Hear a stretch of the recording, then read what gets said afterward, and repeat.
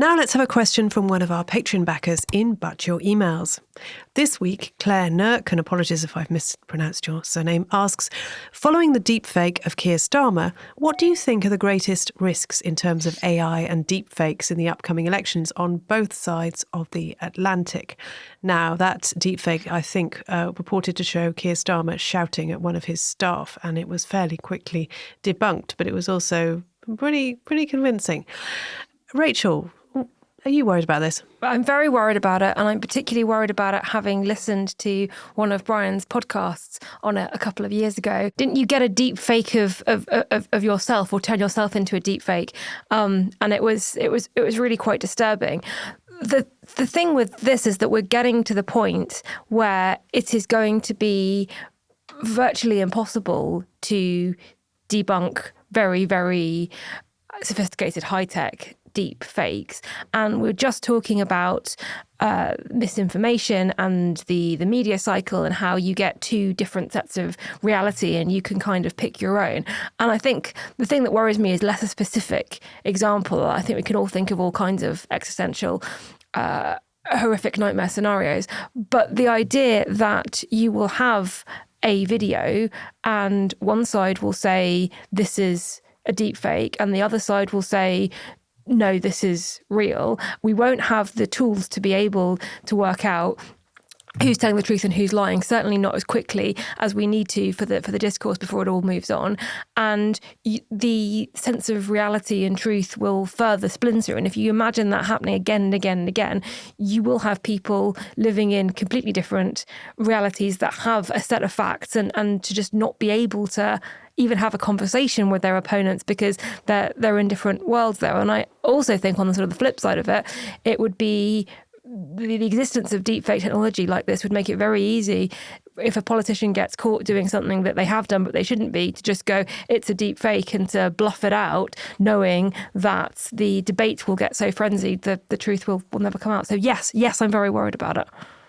Yeah, I worry particularly that people, even if it's shown to be a fake, and we have the people who are the subjects of the deep fake saying that it's a fake, then there will just be a kind of narrative in people's heads that go, yeah, but it's the kind of thing that person would say, isn't it? And it will kind of exist in their mind and it will become part of their perception of that person, and the damage will have been done even if it's successfully debunked.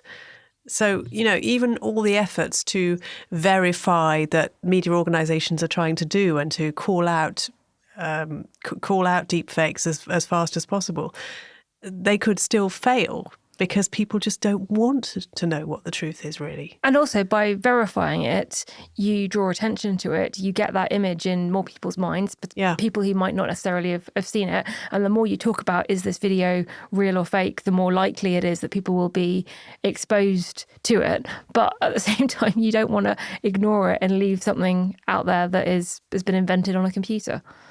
Brian, are you even more worried than you were a few years ago? Yeah, but in slightly different ways. I mean, I think when I wrote about deep fakes and when I've covered them on my podcast, it was sort of the big new thing. And I think the lesson in the intervening few years is actually that shallow fakes, which are very crudely edited, very stupidly done fake videos and photos, are good enough. I think the one thing that the deep fakes are a very serious problem, but I think it doesn't take that much actually to fool people. And that's the thing that I worry about.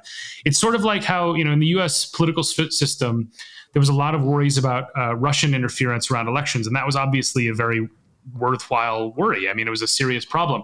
But then it turned out that a lot of homegrown actors were actually pumping this stuff in ways that were even more consequential through the right-wing media networks related to Fox News and Newsmax and so on, and then on social media. So it's sort of the most new form of disinformation, but we're going to be just absolutely flooded with it in a variety of ways. And it's not just going to be AI and deep fakes. I also think the other 2 points that I just make quickly. One is that, Elon Musk has started this thing of monetization on Twitter. And this basically just rewards clicks. So you have an amplification of people who have absolutely no skin in the game, but understand that if they get video views and clicks, they will make money. So there's now a very strong incentive for these bad actors online to just come up with innovative ways around elections and so on to generate content that will lead to more eyeballs seeing it. And finally, I think, there's something that's happening now with video and audio, which is what happened when Photoshop became widespread, a couple decades ago, where it's like, you just stop trusting images necessarily. You could just say, oh, it's Photoshopped. We used to be able to then say, okay, but like we heard a recording or we watched a video. I suspect that what's just going to happen is at some point, we're all just going to be skeptical of everything we see and hear, which is precisely what, authoritarian governments try to do with their populations to make them more persuadable. And it's, there's this line that Peter Pomerantsev, a disinformation expert, has where he says the title of his book is "Nothing is True and Everything is Possible." And I think we're heading towards that world where, if we all think nothing is true and everything is possible, then that choose your own reality doesn't require much sway. It just becomes the default. And we sort ourselves into camps based on our own set of facts, which is the breakdown of democracy, unfortunately. So there's my dose of optimism for today. Yeah, you're right. It's straight out. It's in Hannah Arendt as well, isn't it? The idea that you want a population that doesn't trust anything, because then you can control them more easily because they're so distrustful they become scared.